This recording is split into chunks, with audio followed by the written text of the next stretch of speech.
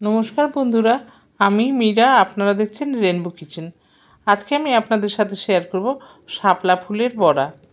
এই শাপলা তো আমরা অনেকেই খাই, কিন্তু এই ফুলগুলো ফেলে দিই।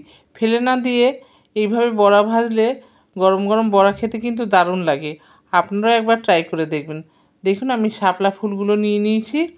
এইবার আমি ওপর থেকে সবুজ পাপড়িগুলো ফেলে দেব, ভেতরে সাদা পাপড়িটা নেব।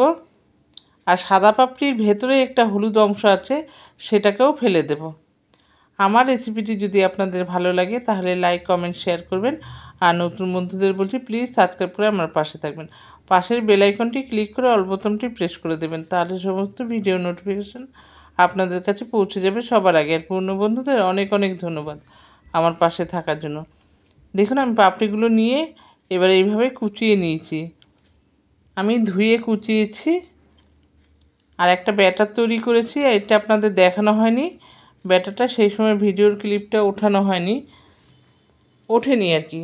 আমি এখানে নিয়েছি ব্যাটারের জন্য চালের গুঁড়ো, বেসন, আর কালো জিরে, পোস্ত, হলুদ গুঁড়ো, লঙ্কা গুঁড়ো আর চিনি দিয়ে একটা ব্যাটার তৈরি করে নিয়েছি, আর স্বাদ মতো লবণ।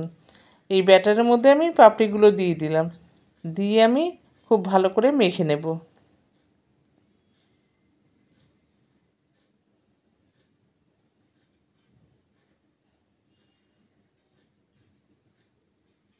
আর একটু আমার বেসন লাগবে, আমি আরও 2 চামচ বেসন এর মধ্যে দিয়ে দেব।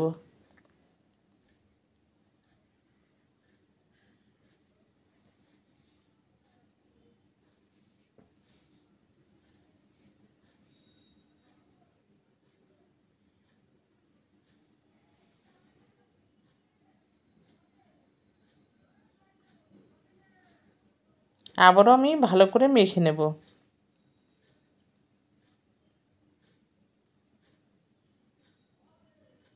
দেখুন, মেখে নিয়েছি। এইবার আমি বড়াগুলো ভাজবো। তার জন্য একটা কড়াই বসিয়েছি, কড়াইতে দিয়ে দিয়েছি সাদা তেল। তেলটা গরম হয়ে গেলে আমি ছোট ছোট করে বড়া ভেজে নেব।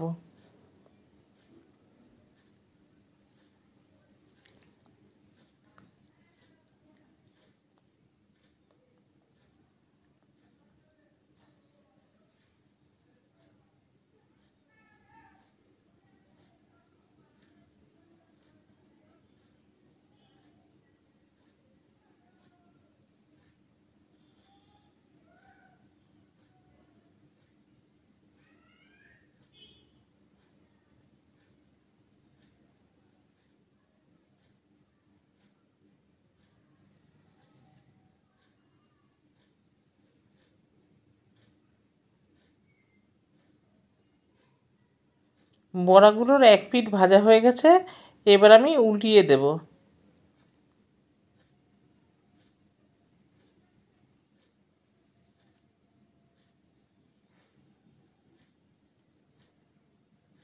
উল্টে পাল্টে বড়াগুলো লাল লাল করে আমি ভেজে নিয়েছি। দেখুন, বড়াগুলো হয়ে গেছে, এবার আমি তুলে নিলাম।